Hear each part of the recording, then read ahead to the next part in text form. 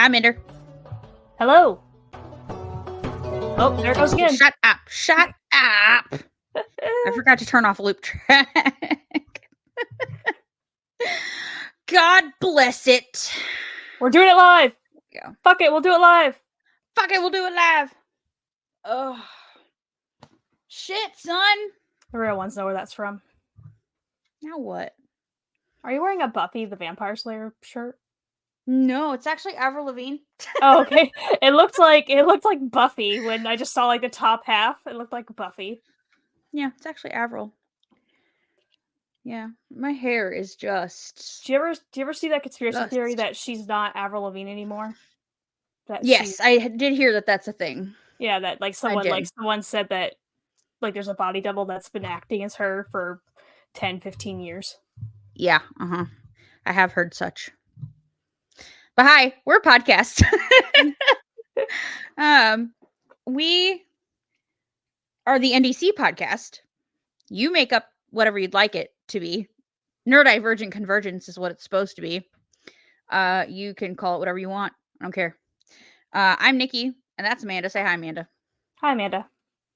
Hi, Amanda. And we are two neurodivergent best friends traveling the neuroverse together because we are living in a neurotypical world and we are not neurotypical girls. Amanda, we do not know what the fuck we are talking about today, right? Yeah, we're talking about fuck all. Fuck all. This is the fuck all sode. I love that. It's probably what I'll call it, even though it probably won't get us any clicks at all. Have it censored. You gotta put the little star. What's funny is like what they consider like censoring, like even on social media and stuff when you have to censor certain words, like just put a little like asterisk in the vowel of the word, and kids definitely won't know what that says. Yeah, they definitely don't know what that means. Yeah, as if kids aren't like habitually online nowadays, to where it's like, oh, it's adorable that you think your kids don't know what curse words are. That's cute. Right. Oh no, not the burps. Here we go again. I burp a lot on this show, if you're new here. I'm also drinking a soda, so I'll probably also try not to burp. I tend to be a little more. I got my Pepsi Zero. I tend to try, and I got my Coke Zero, represent. But I tend to try to be fake Stanley. I gotta, I try to be a little more discreet about it. I just kind of go like that. Like I lean to a side. Like the chocolate I'm like, I gotta burp. Smash microphone mute button. Like the chocolate rain guy when he would lean away from the microphone to breathe. I love that video. So we've made it past the 3-minute mark. The YouTube bots can now. To be fair, easy. we did curse like 4 times in the first 3 minutes, so they probably already got us. I mean, that's fine, but they're not gonna take our shit down because we said a cuss word, so that's nice. Mm-hmm. I don't care about the cussing. I know we're never going to be monetized on YouTube. This channel will never, ever be monetized on YouTube. I gave up that dream before it ever started. So I don't care about that. Just don't take my fucking videos down, please. Leave them alone. Or I'm going to Rumble, goddammit. We will leave and go to Rumble. Just kidding. No, we won't. That's worse. But at least you can say vaccine and not schmaxine. Yep. The poke. Saying. Just call it the poke. Yeah. God damn. That is so annoying, though. We can talk about that for a minute. About how it's really annoying to have to, like, censor yourself that much when you're not even saying anything bad. Like, you're not the one using it in some fucked up context, yet you're the one that gets... one bad apple spoiled the whole goddamn bunch. And it's like I get it. Because they have AI, obviously they can't have a whole. It would take like 1 million people to watch through every single video. Like they would need a team, like full-time team of like 1 million people to watch through all the videos. So I understand like they have an AI, but then when someone appeals it, that's when you're like, okay, maybe we'll actually have a human watch it. Like, especially because your AI, like, timestamps for you what the problem section is. Just watch that part. You don't have to watch the whole 50-minute, hour-long video. Just watch, like, the 1 minute that the AI is pissy. So, or even the 5 minutes before and the 5 minutes after to understand the context of what was said.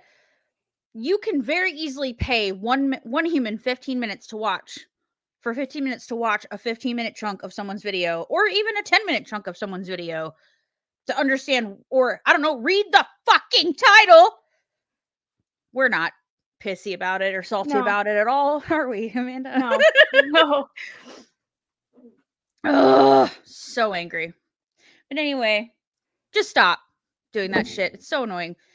I want to be able to say the words that I mean and not have to say schmaxine and graped and other stupid things that aren't the word. I feel like, especially in that situation, you're taking the what am I trying to say? The gravity away from the situation. Like, you're making it to where, so like how Swoop has to say corn when she means like, porn, you know? Right. And then or estual, like she can't say SA. I'm like, okay, but I understand, like you're trying not to trigger people at the same time. It's more about triggering the censors, and I'm not throwing shade at like Swoop or other people that do this. Like, I'm just saying, it's like, I understand, like in their heart they're probably also trying not to trigger people, but it's also like majority of it is because you're not trying not to trigger the censors, the AI that's constantly watching. And so I understand that, but it's also like when you call something, like when you say like something like a serious topic like porn and you have to call it corn, it just kind of takes away from it. Correct, especially when you're talking about someone being assaulted, like sexually assaulted, and you can't say sexually assaulted, and when you have to say graped, like, or estually or whatever, like, you're taking that away from the gravity of that person's experience by not being able to call it what the fuck it is. Right. Like, it's like when you teach your kids to call their private area cookie, the actual name, right? The actual name for it, instead of like, which, I mean, I'm guilty of that. Like, we have always, because I grew up with it being called a certain thing, so that's what we've always called it. But also my children also understand what the actual name for their parts are, and we call it that too. So, like, because if someone ever does something to them, I want them to be able to tell someone, hey, this person touched my private area, and be able to say specifically what part it is, because you know what? Most kids are not sorry, that was a weird burp, are not going to be able to say that. And so when you hear a small child use that kind of language, you're going to go, oh shit, that really happened. Like, you're more inclined to believe somebody, especially a tiny child, when they say, this person touched my penis, as opposed to this person touched my peeper. You know, like, it's, you have to say what you mean. It's kind of like, Bot gets mad for me saying that, I'm gonna be real pissed off. It's kind of like, I saw a meme. I mean, it's terrible calling it a meme, but it basically was a meme. But it's where, like, basically the virtue of teaching kids like the actual names for things, because there was one, obviously I don't know if the story's made up or what, or just kind of as an example, but like this little girl came up to this teacher or something, or this teacher's aide, and said, like, oh, what'd you do this weekend? Oh, my uncle touched my cookie. And she meant like down there. And then they were like, oh, okay, honey. Like, didn't realize until later what she meant. And it's like, right. So don't do that. You're like, don't put puritanical values on shit like that. That's so dumb to me. Like, I understand not wanting your kids to curse, but these aren't curse words. They're body parts. They're anatomical parts of their body. Yeah. But some, we could go on a whole tangent about how some of the fundy religions don't believe in science. So, of course, they're not going to believe in scientific parts of your body, but we're not talking about that today, because we'd be here. I don't have that kind of time. Yeah. We're on time limit. For ages. We're not time limit. I have crotch goblins to receive from school. Well, one crotch goblin that I have to pick up. The other one finds his way home on his own now. Like a homing pigeon. Like a homing pigeon. That is obviously a joke. He safely returns home. Don't worry about it. But, like, obviously a joke. Don't come for me. Also, it's like, when people get mad at like jokes like that, it's like, okay, what did you do as a child? Like, as a child, like, oh my god, like, like I was home alone from like I think the last time I had a babysitter I was 10. Was like the last time we had a babysitter, because it's like from then on it's like because my mom went back to college when I was like 10, 11, and so I remember like 10 years old, the one of the neighbor girls, like older, like a teenager, would come and watch me. But then like after that, it's like, like, 'cause I remember distinctly like my cousins and I watching movies we shouldn't have been watching, to be fair, but like our parents worked. Like there was no like having to find a babysitter for just because like your parent had to go somewhere for an hour or whatever, even like outside of working. So it's like it's kind of like, I feel like because my parents were older, like because my brother is Gen X, like he is like the last of the Gen X kids. I feel like I kind of had like a Gen X upbringing at times because my parents were older. Because like there's 13 years between me and my brother, so I'm like firmly in the millennial. Like millennials, like what, like 80, 83, like 82 or 83 to, or no, it's 80 to 96. No, it's 80 to 96, and then okay. I think like 84. I think like 77 to 83 is called a zennial, like a. Okay, but I have to look this up now while you're talking. Keep going. 1980 to 1996, I think, is like the generally accepted range of millennial.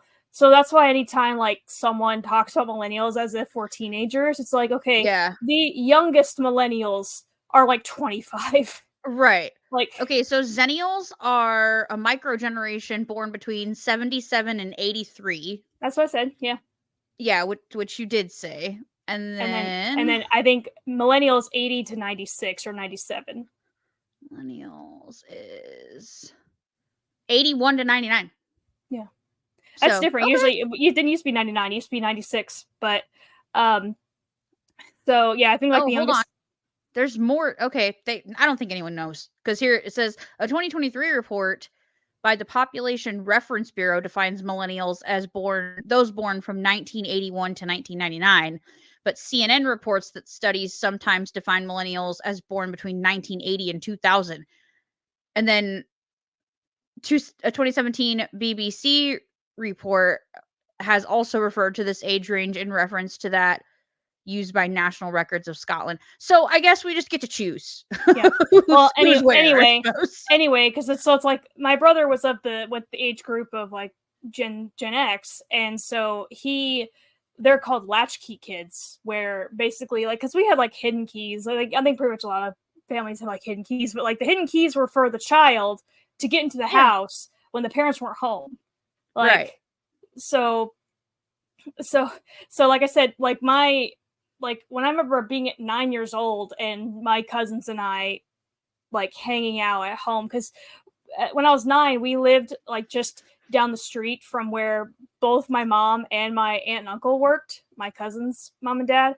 So we like during the summer, we did sometimes have a babysitter, but a lot of times we kind of just stayed by ourselves while our parents at work all summer. Right. And nowadays you leave your child for 5 minutes. Oh my God, call CPS. And it's just, we've really like, I feel like it's like kind of like a crippling thing. Like we've really crippled our children to not be independent of anything. And I understand like some kids can't or whatever, but it's just the whole, well, I can't leave my child. They'll burn down the house because apparently I have no trust in them for 5 minutes. But it's also like, so go ahead. I'm sorry. I thought you were done. Go ahead. I didn't mean. No, I'm just saying. So it's, to me, it's just funny how like basically how like 15 years, let's say, has really changed this mindset of let's call CPS on every little thing, and not because like my child just might be more mature than your child. You ever thought of that? Correct. And before any of y'all ask or want to whatever, yes, my bitch ass be eating mashed potatoes on air. Okay. Remember, it costs $0 to mind your own goddamn business. just saying. Let me eat my fucking mashed potatoes. And we'll get into why. Like, and the listeners are like, "What the fuck?" Yeah, and the listeners be like, "Por qué?" But anyway, I agree with you on a lot of those levels. I remember very distinctly at my age being left to not only to my own devices at a much younger age than anyone would be allowed to stay by themselves now. But I mean, really didn't have to be left on our own a lot, luckily, because my grandmother was around quite a bit during the summertime and was able to watch us. But I don't remember needing to be like 12, 13 before I could stay home by myself. And I feel like that's the like acceptable stay home by yourself age now. They keep moving the bar. Mm-hmm. I feel like it used to be 10. Yeah. And now it's like 12 or 13, where it's like Mm-hmm. you could legally leave your child at home by themselves. And I think you have to be like 13 or 15, one of the two, to be able to legally leave your child with their sibling now. Like, you can't even leave your child with a sibling. I need to Google that because I don't know for sure. But I know, like, foster kids, it's either like 14 or 16, like, which to me is weird. Like, okay, I understand like foster kids, especially like, you know, obviously they're kids that even formally adopted. But I remember when my brother had to leave, like he was looking for, I don't know if, like, as a babysitter or what, but I said, why don't you just leave him with Elena, which is my oldest niece. right. And so he was like, oh, he's like, unfortunately for like foster kids, the person staying with them has to be at least like, I think it's 16. It was 16 or older. What? Go ahead, keep talking. Oh, I said I was way wrong. Yeah, and so he was like, I think, yeah, he's like, for foster kids, like the person that is left with them has to be like 16 or older, which I guess makes sense. Like, you want to leave them with someone that is old enough to drive. Like, should you have to like take them to a hospital or something, but right, emergency or something. But I was like, oh, okay, what makes a foster kid different than a regular kid? But whatever, I don't know this system. Probably because they're wards of the state, and I think they're more. There's more laws around them. There's more like laws and regulations around laws. what happens to them, probably. Yeah. Which good. Because I mean, our foster still system aren't is enough. terrible. Yeah, their Correct. foster system was terrible. So yeah. But I was way off, so way fucking off on the age. It says this is in Illinois, the state we live in. It is illegal, not just frowned upon, fucking illegal to leave a child under the age of 14 home alone for an unreasonable amount of time. What's unreasonable? Exactly. This is the Like highest age requirement in the country. It's the highest age requirement in the country. Illinois is only one of 4 states with a statewide law on the subject. The law considers leaving a child, 14 alone to be neglect or abuse. And a violation can result in a year in jail or $1,000 fine. For leaving a 12-year-old, 13-year-old kid by themselves at home. What is Okay, when determining if a situation constitutes child abandonment. Yeah, what's unreasonable? Like an hour? Like, I gotta go to the store. Like, so an hour? Like, what's unreasonable? Because that could be what you're unreasonable, what my unreasonable are two different unreasonables. This isn't very helpful to know, but an age to determine reasonable is I can't fucking talk. This is as of June 21st of this year. An age to determine reasonableness is no longer specified in Illinois law after an update to the criminal code went into effect in June of 2023. A previous version of the law said children younger than 13 could not be left for more than 24 hours without supervision from a responsible person who is at least 14. Well, duh. Yeah, it's like yeah, because I leave my child all night for a full day. Like, that's, to me, like, well, no shit. Like, right. Like, we're talking about, like, I gotta go run errands and I don't want to drag you along. Here, like, don't open the door to strangers. Don't answer the phone unless it's for me. It's like, that was basically like my mom's thing. Like, so if that law wasn't in effect when we were kids, our parents would still be in jail. Like, right. For all the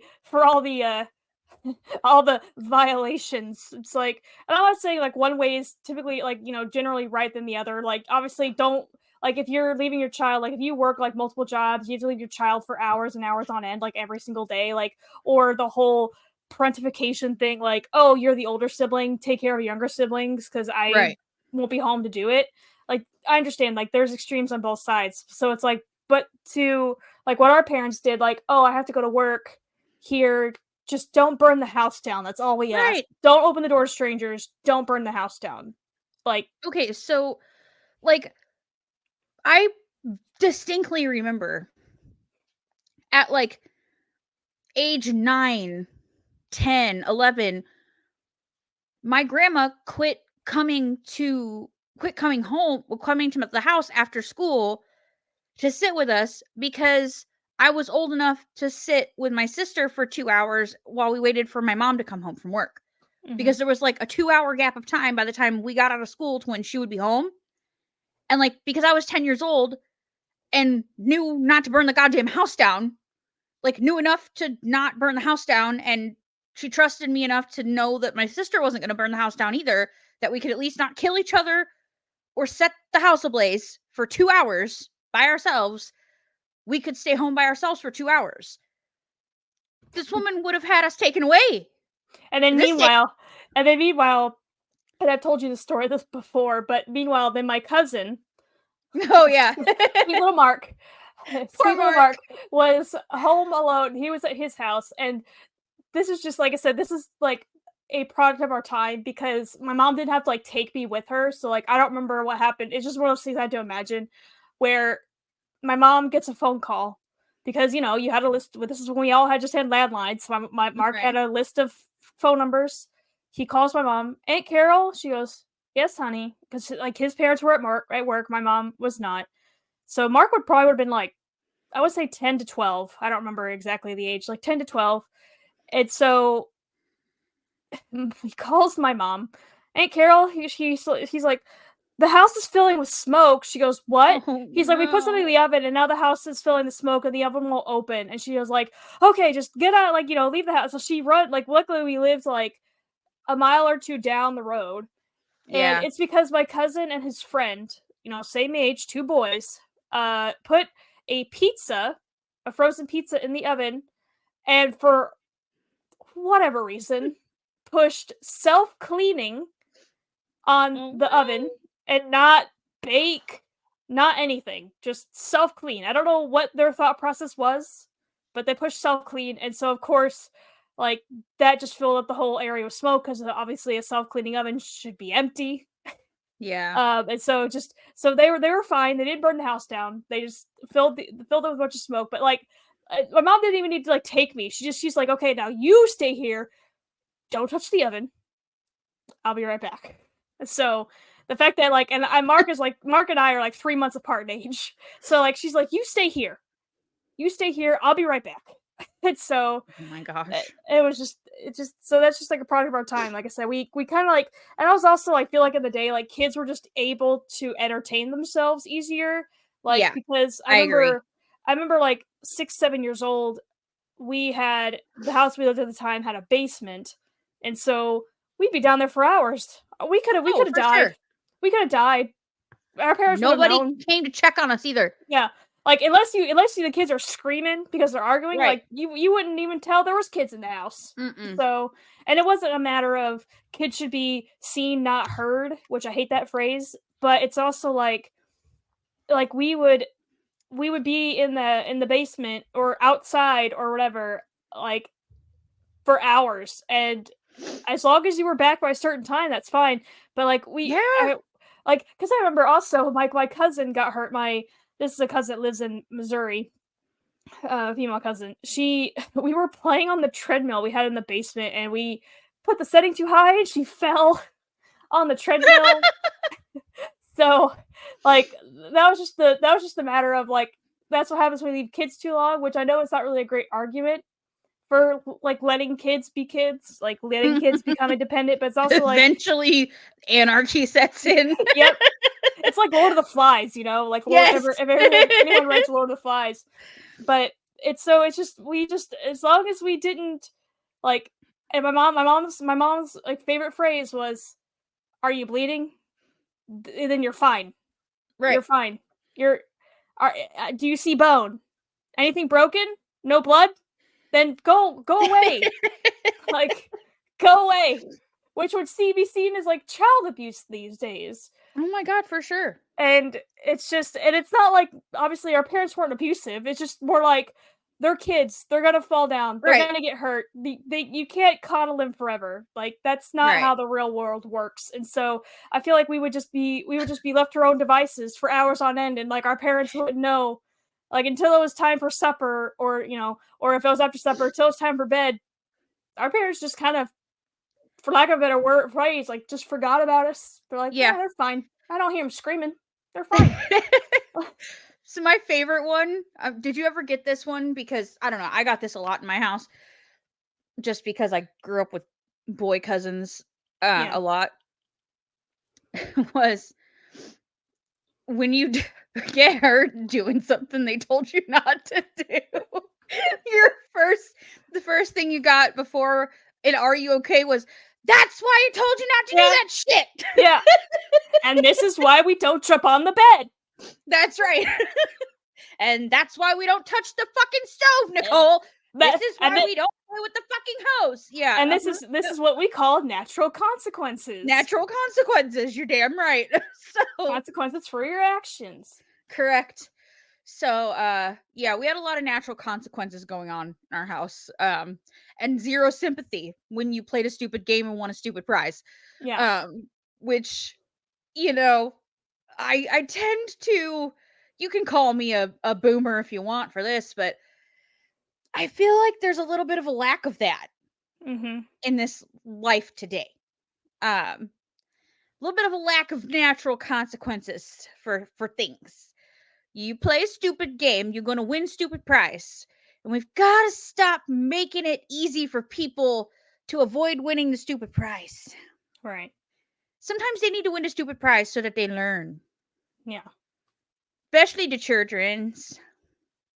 Even my kids. My kids are level 1, level 2 autistic. Sometimes they got to learn and get the stupid prize. Do you know what I mean? Right. Like, because then they don't, I mean, sometimes that's the only way they will learn.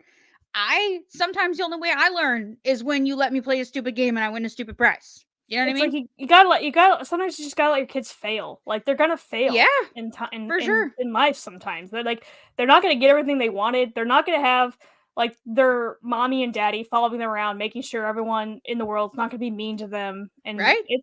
I'm not saying like, oh well, they just need to tough it up because the world's just cruel as it is. It's like, okay, Right. the world shouldn't be cruel. I'm not saying that, but it's like, Right. it's just matter of fact, it's like that's just life sometimes. Yeah. It's And just it's life. difficult to balance as a parent. It is difficult to balance.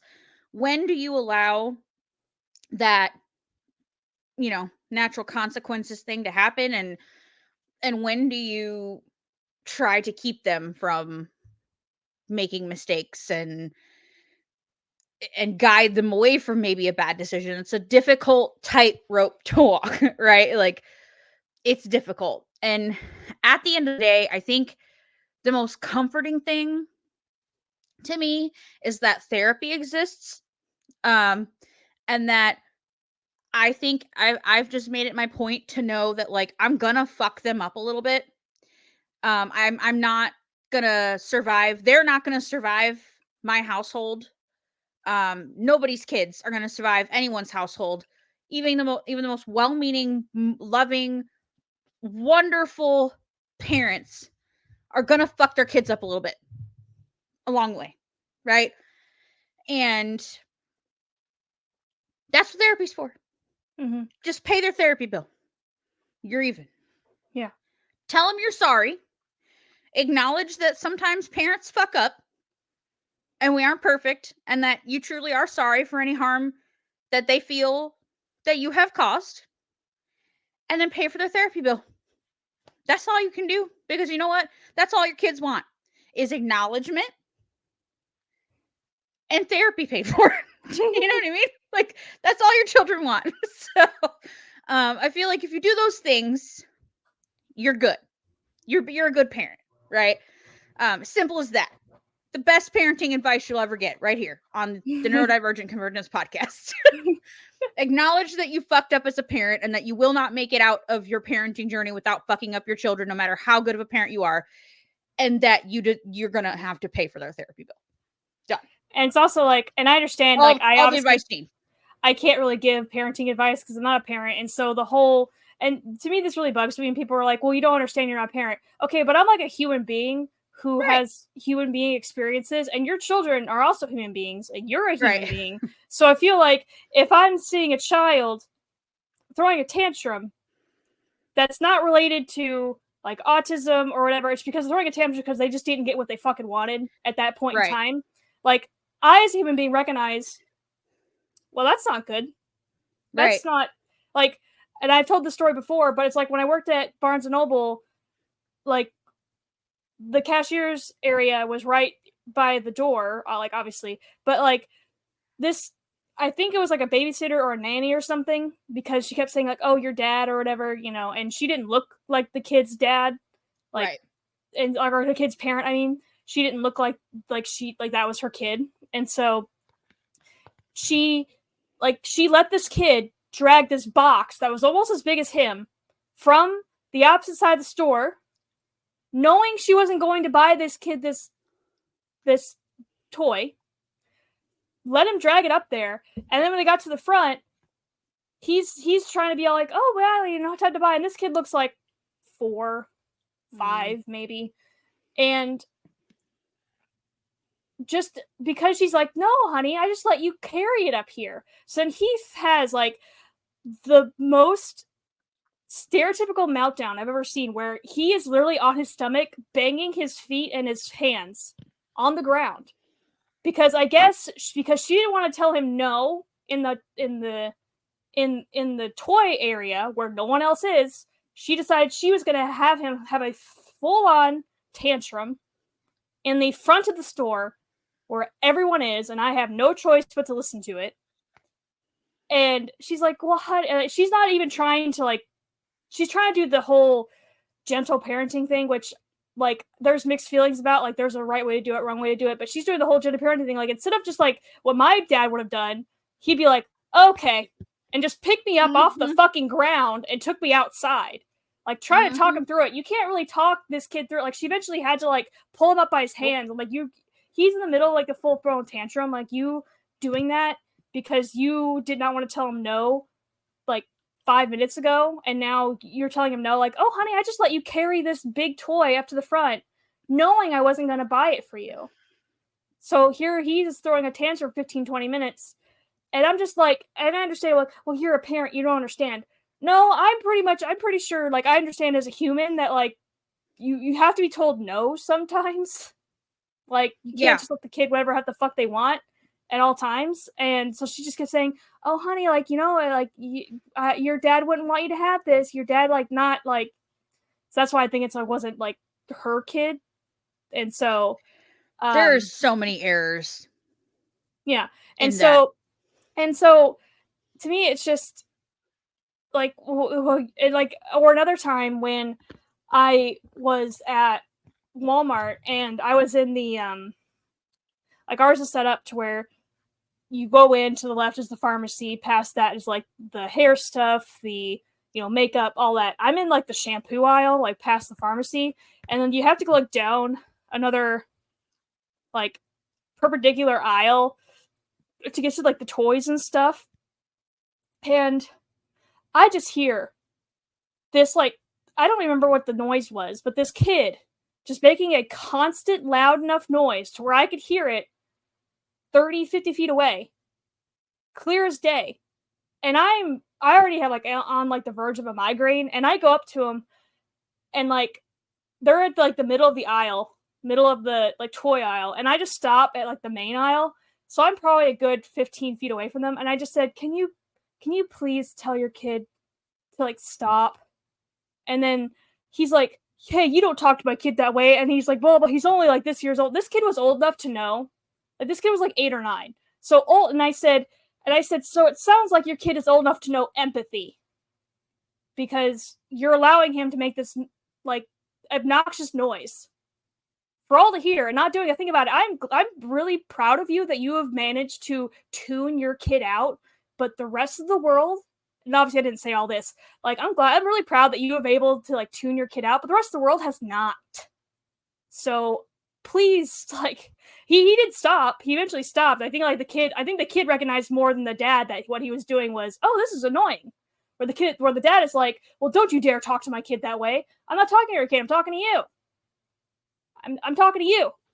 So I'm asking that your kid's making an obnoxious noise for way too long. You should recognize that that's fucking annoying. Right. So, like, it's not this is not his own personal space. He's in a public place. Yeah. It's like when people go to the movie theater and act like the movie theater is their living room. It's not your living room. Right. Like, you are sharing this space with other people. Right. So I agree with you on that like, one. I understand, like, well, as a parent, you wouldn't, like, obviously, blah, blah. I'm like, okay, I understand that, but I'm also a human that has to share the space with these kids, and when you're letting a kid do whatever the fuck they want, they're not going to get far in life. Like, their boss is not going to coddle them. Like, oh, it's because your mommy told you can do whatever the fuck you wanted whenever you wanted. Okay, well, I guess I'll let you do that too. No. Right. It's not going to, no, that's not how life works. Right. I want to unpack that just for a second, because I feel like we found a vein, and I want to roll with it. And we're like 36. Okay, I'm trying to watch our time, because I think we can do this in 2 parts, but I want to make it we'll make it 2 small ones. Why do I have to burp right when I'm about to make a point? Grr. Anyway, so the first scenario I think is most irritating to me. And I'm going to tell you, I want to play that out, because so many things happened here on behalf of the adult in which should not have happened that I'm frustrated about. First of all, as you stated, yes, the child does need to learn that no is a complete sentence, and that this fucking hair. Stop it. Okay, the kid needs to learn about hair. It's fucking hair. Kid needs to learn about hair. My hair needs to learn to stay in place. It needs rewashed. Anyway, God bless it. The adult who was in charge of the child should not have ever let that scenario play out like it did.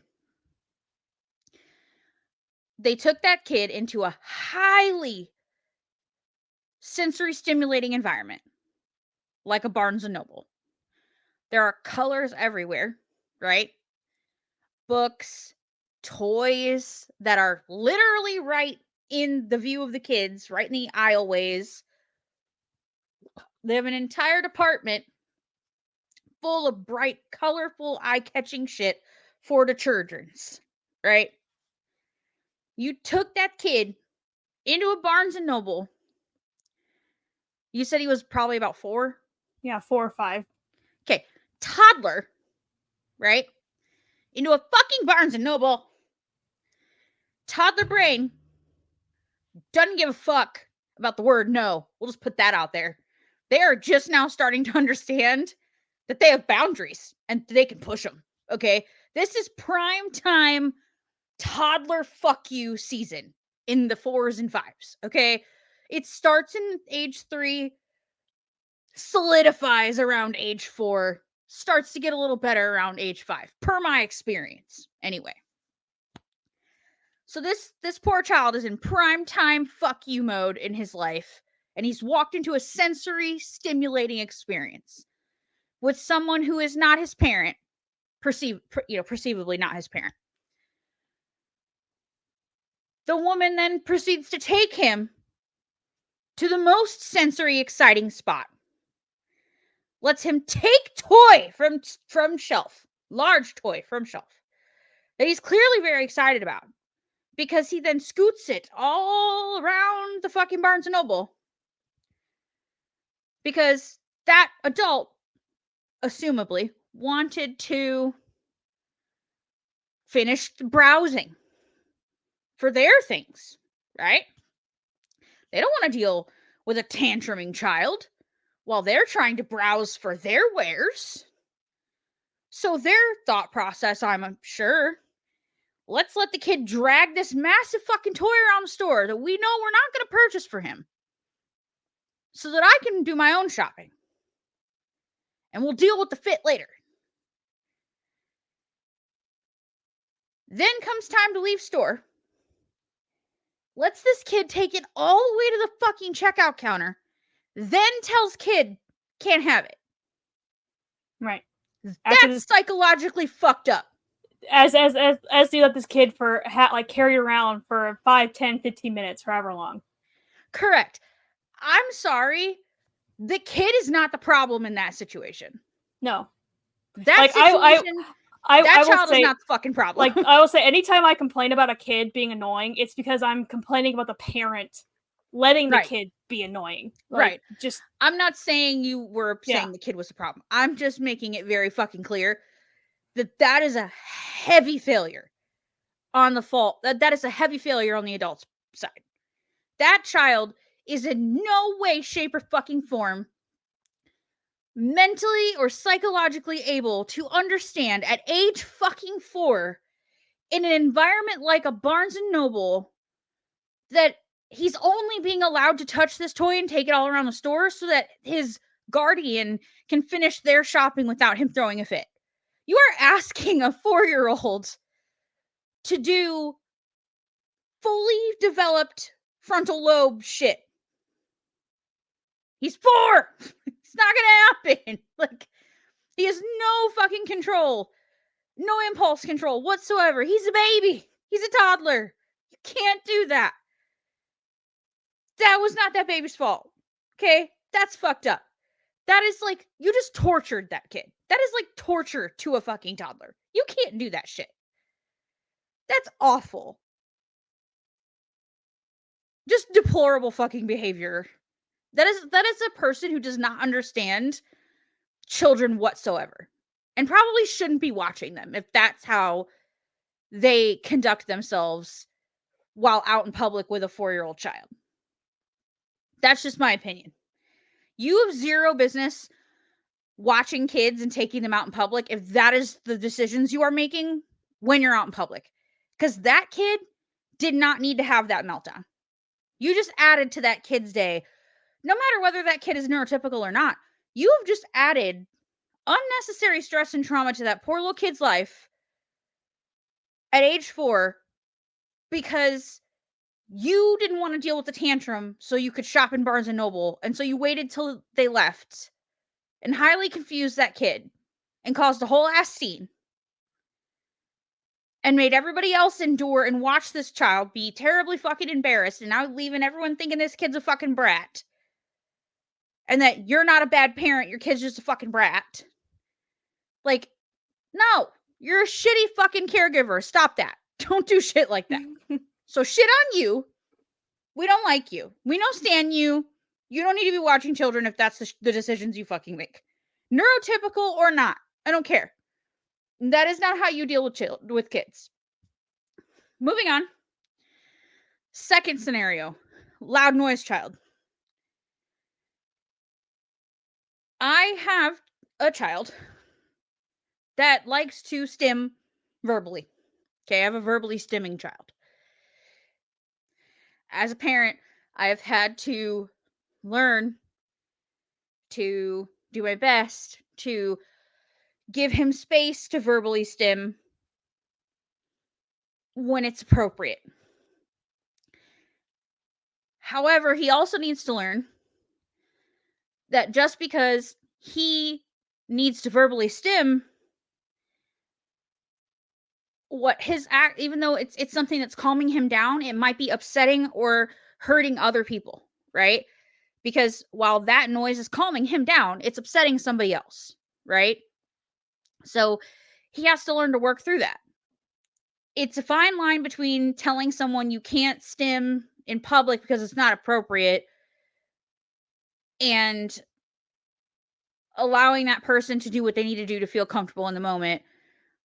However, you also have to teach them that when you are in public, it is not your personal space, and you do have to be respectful of other people's needs other than yours. So it is a fine line. What was this loud noise? What were they doing exactly? Can you explain it to me? Like I said, it's been years, so I can't remember, but it was just kind of like it was loud. Like I said, it was loud enough to where I could hear them clearly from like 50 feet away. Damn. And he wasn't singing. He wasn't like I don't know if it was repetitive, but I basically just got to the point where I just had to be like, "Can you please tell your kid to stop?" Like, Yeah. and so like the kid stopped. So like the kid, I think, was more respectful than the dad. The dad looked like the typical like blue collar dad with his blue Yeah. collar son, and so like and they weren't even standing right next to each other. Like he was probably 15, 20 feet away from his kid, and so like I think it's just like I said, and I don't really appreciate like not saying you do this, but I don't really appreciate it's like anytime like anyone has any sort of um like critique on something, well the kid might be autistic, the kid might be Right. this, the kid might be I'm like, no, or the kid just could just be a kid. Like Right. a kid could just be making annoying noise because like, oh look at this noise I can make with my mouth. Right. And Exactly. so like I couldn't like and kids can be like that. Like Right. most kids are not neurodivergent. If most kids are neurodivergent, that would be neurotypical. Right. So Exactly. and so like anytime like people post a video of like a kid throwing a tantrum, well he's probably having a meltdown. He's probably this, like, or he could just be throwing a tantrum. Like Right. kids do that. And I'm not Kids saying just like throw don't tantrums sometimes. and it's like I'm not Doesn't saying mean that like they're don't give kids any grace, but it's also so like I said, I don't right. remember what sound it was. It was just loud and obnoxious, and so Right. I couldn't tell you like what the sound was or whatever. Okay. And Fair yeah, enough. But either way, I feel like it is tricky because, like you said, the child could have been verbally stimming, right?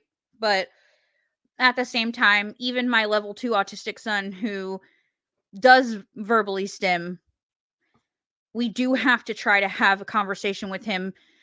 Thankfully, we're able to have the conversation with him where he can understand enough to know that, like, while this stim is comfortable for me and I like it, sometimes it upsets and hurts my mom's ears. So I'm going to try to choose a different option to stim, or maybe I could do this instead, or maybe I can turn the volume down on my stim, like just try to stim a little quieter or go to a different room. But when we're in public, it's harder, but I don't know. It's tricky. The making noise in public thing is tricky because, like, I've listened to an episode that the guys did over on the Spectrum podcast where Nick talks about his daughter, who I believe is also level 2 autistic, and she verbally stims quite a bit, from what I understand. And I guess there was a scenario where they were at a restaurant one time, and she was verbally stimming. I think she was singing a song, and I'm unsure of her level of communication, so I'm not gonna speculate on that, but I do know that he's mentioned her singing a lot. So she was singing a song, I believe, at the table, and I guess the volume of her singing was upsetting to the person who was at the table next to them, or the booth next to them, and the guy reached over the booth and was like, "Hey, can you tell her to be quiet? Like, that's really loud and really annoying." And Nick was like, "No. No, I will not tell her to be quiet. She's autistic. She's just being herself. This is what she does. She's not going to change that. I can't change that. I'm sorry. Like, we have a right to be here. We have a right to go out in public, and she has a right to exist as she is, even though she's loud and you don't like it." Which is also true. So I feel like that is a harder road to tread. yeah, You know? it's a fine line. Like I said, it's to me it's like different. Like if someone like if I were have to like gone up to the kid myself and be like, "Well, you shut the fuck up." Right. It's No, so which you like would not have done because that's not yeah, appropriate. yeah, So, yeah. Because also like I have confrontational anxiety to where that's like right. I didn't even almost say anything to the like that's how much you can tell like that how much this is before I knew like before I had any suspicion that I was autistic or anything. And like I said, I was just on I'm the verge of, surprised like, you said something at all. Normally I just kind of like, I'm just kind of like fuming on the inside. Just Like when quietly fuming. like even like I said, my one of my coworkers constantly whistles, and so like I've never told him to stop. And it's just it's more like I'm just more like he'll stop eventually. He'll stop eventually. Just put your headphones in, he'll stop eventually. And so the fact that I actually went up to the parent, like I said, I didn't go like up to the parent. I was like probably 10, 15 feet away from him when I was just like, can you please tell your kid to stop? And so like, and I could imagine myself. I was visibly tired. Like, can you like, this is just not what I want to deal with right now. The lights are too bright in here. Like, you were already overstimulated. Yeah, I'm already like, I don't want to be here. It's fucking Walmart. And so yeah, but do you want to wrap this episode up? Yeah, I was just looking at the time. I was like, let's probably wrap it. We talked about everything and nothing at the same time. Like, we didn't have a topic. Like, full disclosure, we're just like, we don't really have a topic. We've been too political lately. So let's just talk about nothing. And then we just kind of got on to Gen X, Gen Millennials, and whatever, and like that. Yeah. Anyway, but so I guess we'll. Do you just want to do the Mad Lib, or do you want to do Mad Lib at the end of the next episode? Do you just want to do it now, just in case we don't get through it? Yeah, let's do the Mad Lib now, and then I'm thinking next week we hit them with the AI song. Yeah, I love that. I have a fucking treat for y'all. It's so good. She's having fun with the AI songs. I blacked the fuck out for like 45 minutes creating AI songs about Jeremy the Psychic Cat, and y'all are gonna get to fucking hear them because Amanda and I have not yet purchased our next Mad Lib, and this is the last one that we have for you. So did you want to do the little song, little ditty? Yeah, I guess fun and fuckery portion. Let me get my mouse. Mouse, wake up. Wake up, mouse. Let me hit the thing here.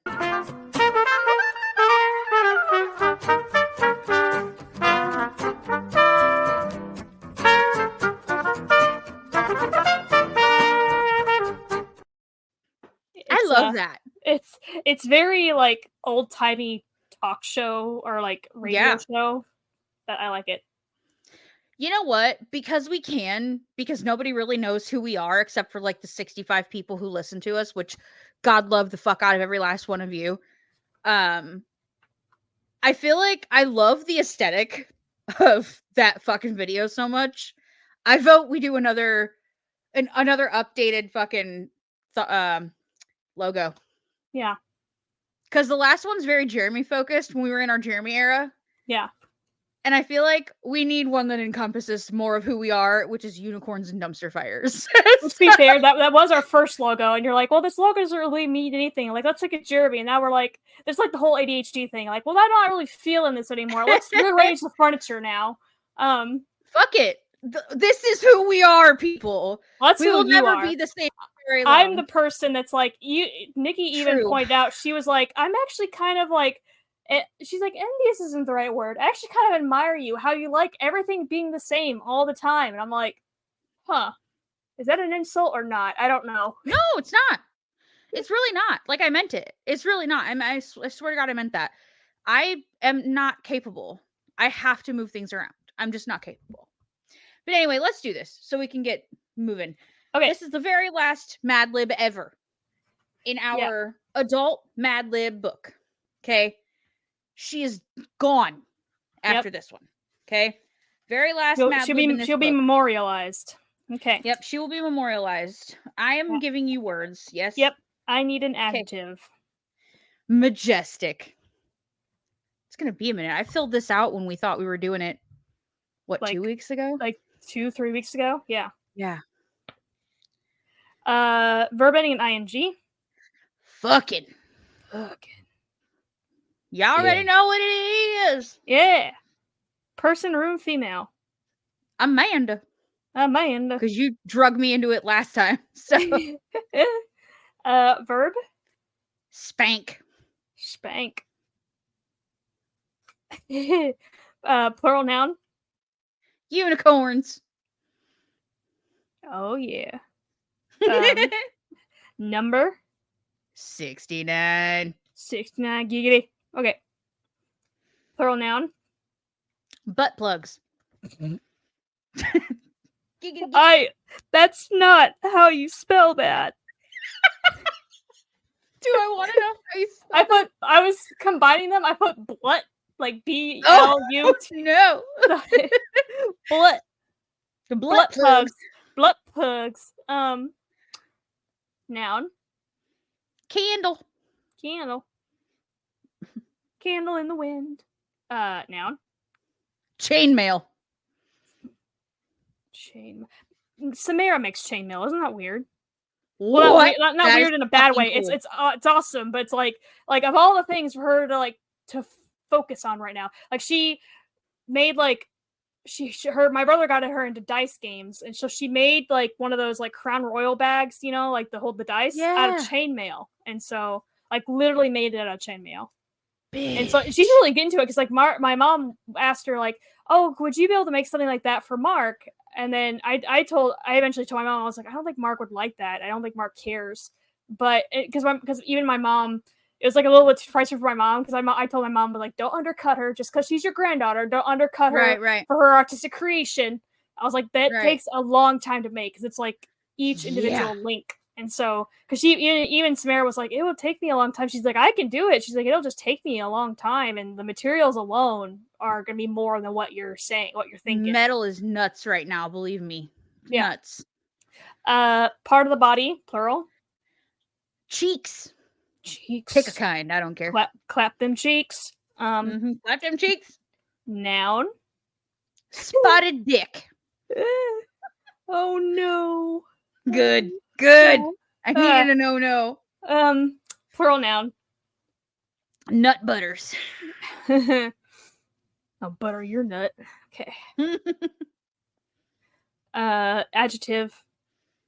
Pejorative. Ooh. I think you picked that for me. Oh yeah, I think I looked up a random list of adjectives. Noun. Mace. MACE, like this mace spray, sure. Pepper spray, sure, or a mace, like a weapon mace. I don't care. Adjective. Slimy. Ew. It actually kind of works, but in a gross way. Plural. Good. Hot dogs. Hot dogs.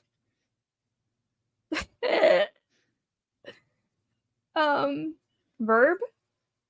Pucker.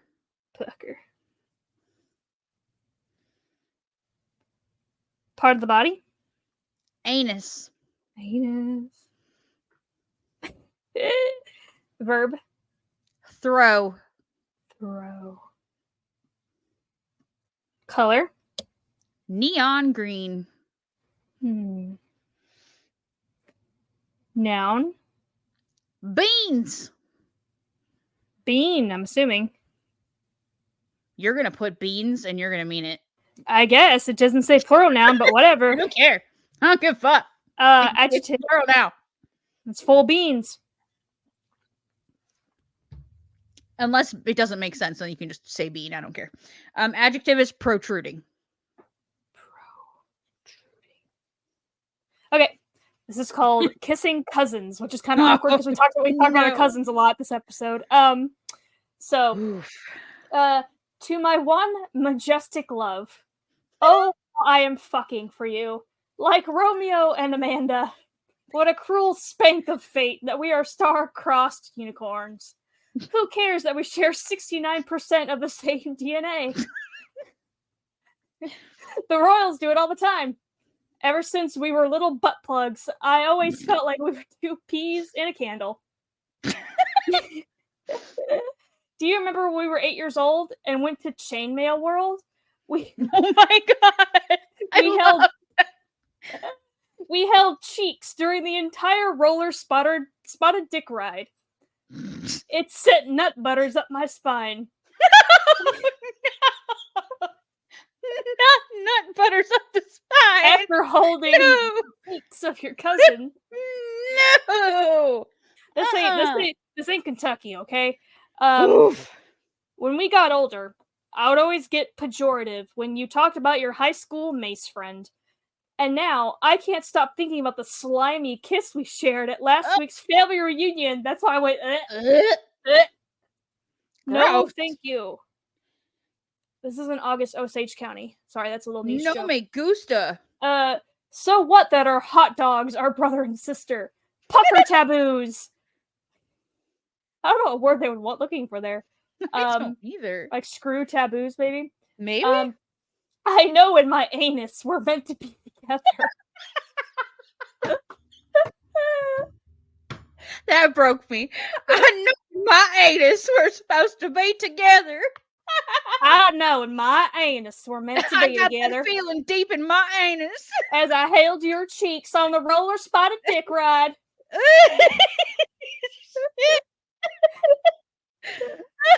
Do you throw the same way? I hope it wasn't just the neon green wine talking when you told me I am your beans mate. My dream is one day we'll be able to share our secret love with the whole protruding world. The end. God. Ew. Something's protruding. Nasty. Not in a good way. That's nasty. Ew. No, That's no me gross. gusta. No me gusta, bitch. You know what? Listen. No me gusta, Pera. Listen here. I'm going to tell you something. I'm going to speak this into the universe right now. One of these days, when we're famous, like really famous, like really famous, we're gonna have these, and we're gonna be able to and I still have this one. Auction them off. Yeah. Like make big. People are gonna want this. This is gonna be something that people will pay big money for at some point. Okay, I'm just saying. Okay. We're speaking into the fucking universe. People are gonna be like, if we only had our hands on the original fucking Mad Libs. Do you know what I mean? The OGs. The OG Mad Lib books. You know what it is. You know how to do. Well, we gotta wrap this up because we got another one to record, and we have like 45 minutes to record another one. I know. All right, bye. Bye. Hold on. Maybe. Let me do the thing. Julie, do the thing. I'm afraid there are no more things to do. All right, for real, we gotta go. You know where everything's at. Just look in the platformed things. Thanks. Yeah. Thanks for looking. Thanks for looking. Thanks for looking. Thanks for looking. Thanks for sticking. God damn it. Goodbye.